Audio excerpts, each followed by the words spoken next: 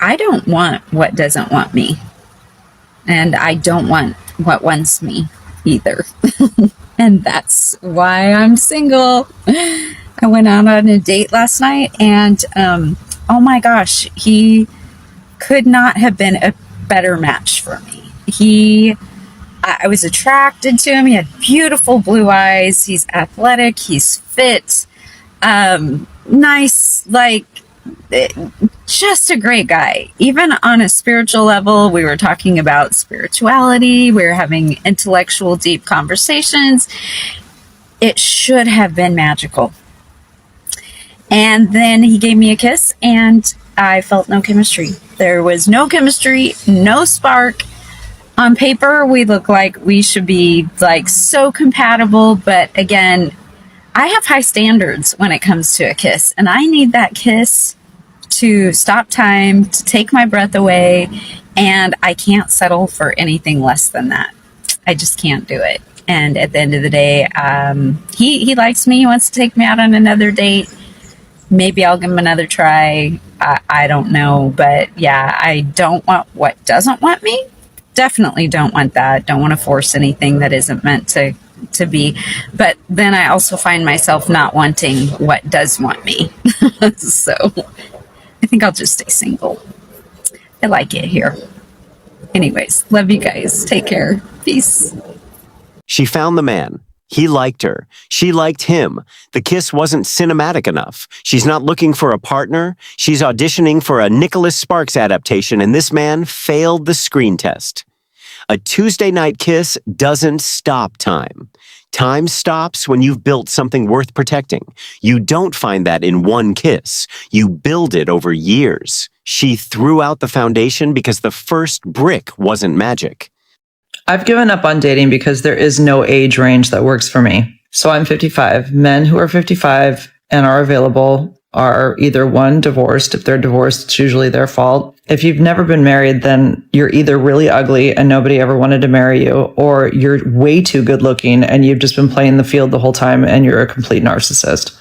Divorced men are also totally disgruntled. They think it was the woman's fault. They're mad about everything, and they're usually bald and fat. Men in their 40s are better looking, but if they're divorced, they usually have little kids. And if they're divorced, they're either pissed off because they're divorced and life didn't turn out the way they planned, or they're just busy trying to get as much you know what as they can because they're free again. And they're not interested in anything else but just that. Men in their 30s are fine that they haven't had kids yet or anything because they're still in their 30s. They're better looking. They have hair, but you have nothing in common with them. I'm 2 lifetimes ahead of them. That's it. There's nothing left. There is nothing left. 3 complete decades of men. All wrong. Not one single exception in 30 years of available men. When the evidence spans 30 years and leads to the same verdict every time, the trial is pointing at the wrong defendant. The common denominator staring back from the mirror has been at every one of those dates. She's been too busy writing reviews to read the pattern. If I meet one more man that shows up as a masculine man in the beginning, that wants to lead and court and pursue and plan the dates and all the things, and then 3 to 4 weeks in turns into my girl bestie and wants the princess treatment, I am going to lose my ever-loving mind. I've done so much work on myself, so much work. I'm calm. My life is not chaotic. It's actually very peaceful. Things are good here. So good. But something happens with these men where they want to show up in the beginning and do all the things. And then I don't know if it's because my life is so calm and peaceful and not chaotic and I'm not chasing or pursuing them that they feel like they can take the mask off and just be their little sweet feminine self. I don't know what's happening, but it gives me the ick. And once I get the ick, it's game over. It's game over. I can't do the feminine man. And I don't know what I'm doing to attract it. So if anybody knows what I might be doing to attract these types of men, please tell me. Please tell me. Give me some advice. I don't know. something, help me, please.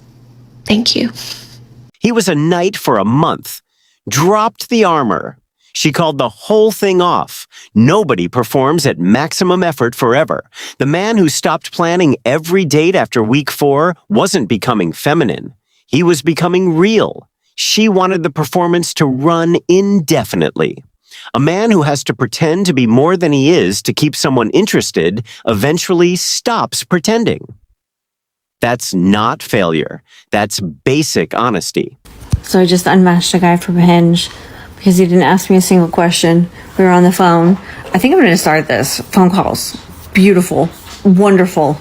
So awesome. But anything that we talked about, he was the best at it. He's emotionally intelligent. He's really good at fitness. He loves his kids. He's really good. He's telling me how to parent. I have 3 kids. He's telling me, how to do a 7-day on, 7-day off schedule. It's the best. And he looks like he's in his 20s. He's 43.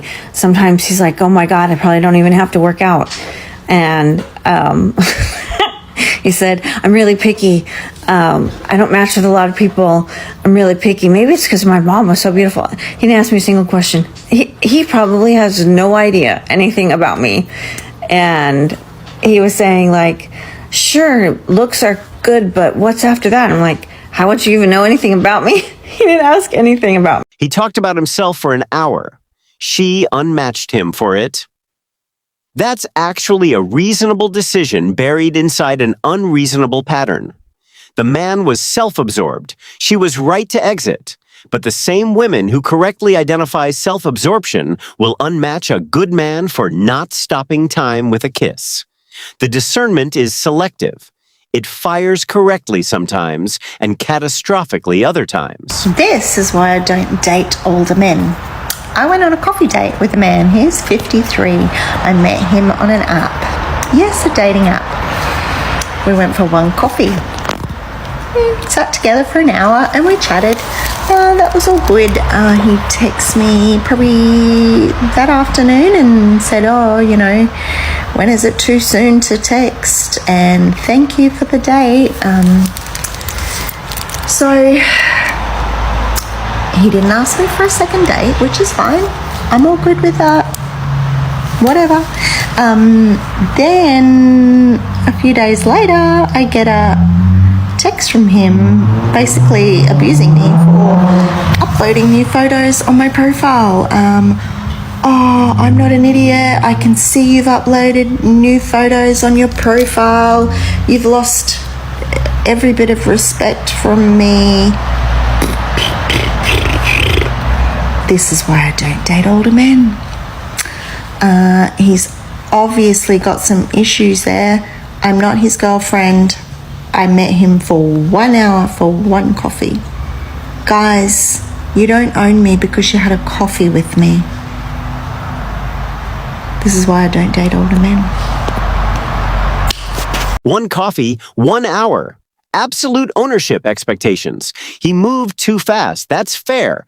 But her conclusion, this is why she doesn't date older men, is doing a lot of work for one data point. One bad date becomes a category ban. That's not discernment. That's a filing system that's running out of folders. Not that I owe the internet any explanation about the post I made about having to make adult decisions and, being single. I was always single. There's someone that's been in my life for the last 8 months who in the worst times of my life was my rock, made me feel safe, made me feel like there was hope, made me feel like there was going to be people out there that didn't care, that just saw me for me and wanted to be around. Jesus, I'm emotional today. Dating after losing everything and being traumatized and having a man physically assault you when you first start dating and having a 10-year relationship with someone that was pretty traumatic on both parts, like getting back into it is hard. It's hard. And when you find a connection with someone, it's very hard not to just want to hold on to that. And there's no reason with this guy as a man. He's a great guy. 5 steps ahead of my brain, knew how to calm me down, made me feel safe and secure, looked at me in a way It's just distance. And I want someone that I can have around me more. And he's told me he can't do that for obvious reasons. And he deserves someone that, will give him what he needs. And he needs someone that can, help him out because he's had shit too. Anyway, so this has nothing to do with that. I'm not posting here going, yay, I'm single and that's over. I'm bothered by it. I'm hoping we can still be friends, but I don't know how that's going to work either. So if that came off wrong yesterday, then I didn't mean for it to. He's a great guy. And some girl will be lucky to have him. I don't know whether I'll be around to see that or who knows. But anyway, I'm just saying, guys, it sucks. I don't want to do it. I didn't want to make the decisions, but I did what I thought was best for both of us. And life goes on, I guess. She found the rock. He showed up for 8 months. She's letting him go, and she's crying about it while doing it, which means some part of her already knows this is the mistake. A man who makes you feel safe, secure, and seen is not a consolation prize. He's the goal. She built the standard he exceeded and still found a reason to exit. The distance she's crying about is the one she built herself. A flat tire on the way to the date. Pulled over on the freeway. Changed his tire. Got back in the car and drove and met me, and he was only 10 minutes late. What? If he wanted to, he would. The other boys that I go out with would still be on the side of the road this morning calling their mom or AAA. I was like, oh my God. And he shows up and he's like, okay, wait, give me a second. He's like, I'm all sweaty and he's got, dirt and oil all over him. He goes into the bathroom, washes up and comes out. And I was like, hi. It's funny because we've matched a bunch of times before and just never met. And is this like my person? Am I going to seriously date this man? Absolutely not. Would I see him again? Absolutely. Am I going to see him again? I have no idea. I don't really care. Like, it not in a bad way. Fun, cool, great kisser. Different than most people that I go out with. And I mean, obviously he's still a creative. He's in, TV and stuff. He was like really cool. Oh, and he showed up in this little like crop top thing. And he had tattoos and he was hot. Anyway, had fun. It was good. Like I said, fall reset. Goodbye, August men. Bye-bye. He handled a problem, showed up anyway, and cleaned himself up in a restaurant bathroom. That's a man. She gave him a standing ovation for being competent, and then immediately said she won't seriously consider him. Men who handle problems quietly and show up anyway get friend-zoned for creative men in crop tops. She said it herself. This is not a complaint. This is a choice. I swear, dating apps are just ruining the dating world for everybody. I love it how you organize to go on a date with somebody and confirm in the morning, by the way. Actually, I confirmed midday that we were supposed to go on this date tonight. And then I get a message an hour before I'm supposed to be seeing them, being like, I'm really sorry, I went on a date with somebody last night and it was really nice and it doesn't feel right to go on a date with you, so sorry to cancel last minute. And look, I'm grateful that, they messaged me and they were upfront and honest, but I also I'm so exhausted. It is so hard to keep dating and to keep putting myself out there, especially when on a dating app somebody is like, oh, you know what, if it doesn't work out with this one, I'll just swipe and I'll find somebody else. If it doesn't feel slightly right, that's okay. There are plenty of people out there. And it hurts. It hurts a lot. And, I rushed home from work to get ready I was quite excited for this. And then, here I am. on my bed crying because, again, this keeps happening to me. It's like I'm about to go and meet someone who I've been chatting to and it's been great, and then all of a sudden it's like, oh sorry, I met someone else. When am I going to be chosen? That's the biggest question. When's that happening? For now, she's single and in her 30s. He was honest. He told her early. He didn't waste her whole evening. The man she's crying about did exactly what she'd want a man to do: communicate. She's now on her bed crying about honesty. The apps work exactly as advertised. There are other options. He found one. So will she. The question she's asking, when will I be chosen, has an answer she's been avoiding. Why does nobody talk about how painful it is to have heartbreak while dating in your 40s? It's a whole different heartbreak. It's a whole different sadness. It's a whole different set of insecurities and beliefs that you make up about yourself. Breakups heard at 40. Groundbreaking. Pain scales with investment. The more time you've spent, the more it costs when it ends. That's not a 40s phenomenon. That's arithmetic. The woman who processes this correctly at 40 and updates her selection criteria will be fine. The one who posts it as a discovery will be back with the same update in 2 years. If you're over 40 and dating, what in the F is going on? I am not cut out for this new dating world. I am an old soul and a young heart who needs respect, communication, consistency, none of the BS of this situation bullcrap, and I hear from you when I do, and I don't know. So if you're dating and you're over 40, what are the tips and tricks that you have? Because I obviously am not. She's asking TikTok for a cheat code to a game that doesn't have one. Respect, communication, and consistency aren't advanced requirements. They're the starting salary of any functional adult relationship.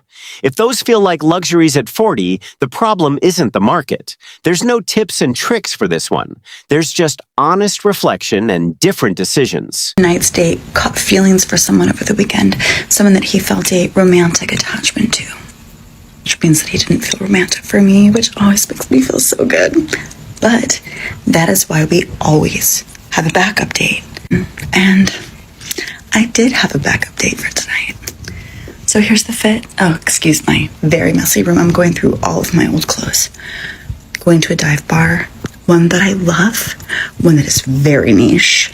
It's old, it's in the valley, it's great. He picked it, and it's one that I used to go to all the time with an old situationship. So yeah, it's September. Those August, those July men, we're leaving them behind, okay? We're starting over. We're doing this. Let's go. Okay, I'll give you an update later. She got passed over and had a backup already loaded. That's not a dating problem. That's a strategy.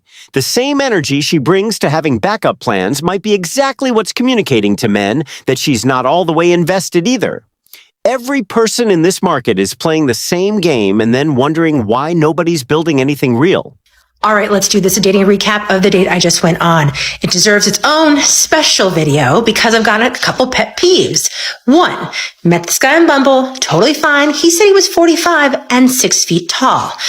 I go to the restaurant, which typically I don't do food dates anymore because I don't want to be committed. But I got kind of just happened. Fine.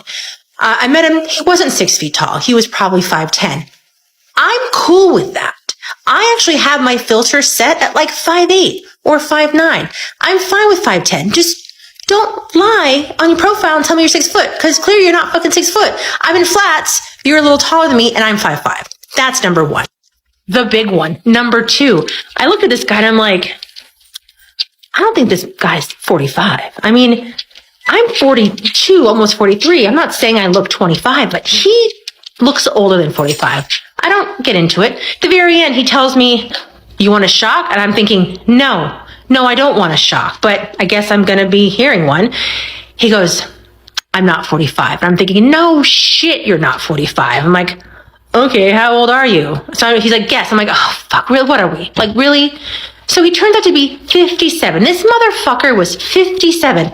Again, totally fine dating older, but sir, you do not get to dictate who you go out with because you feel like you're 45. Feel doesn't matter, dude. You were born in 1965. You were born in the 60s. Put your age on there. Just because you want to date younger women doesn't mean I want to date someone that's your age. Like, come on, man. He lied about his age. She's enforcing a height filter in flats. Both of them entered the date with edited information. One is a deal breaker. The other is just preferences. You can't run a filter and then be outraged when the market runs one back.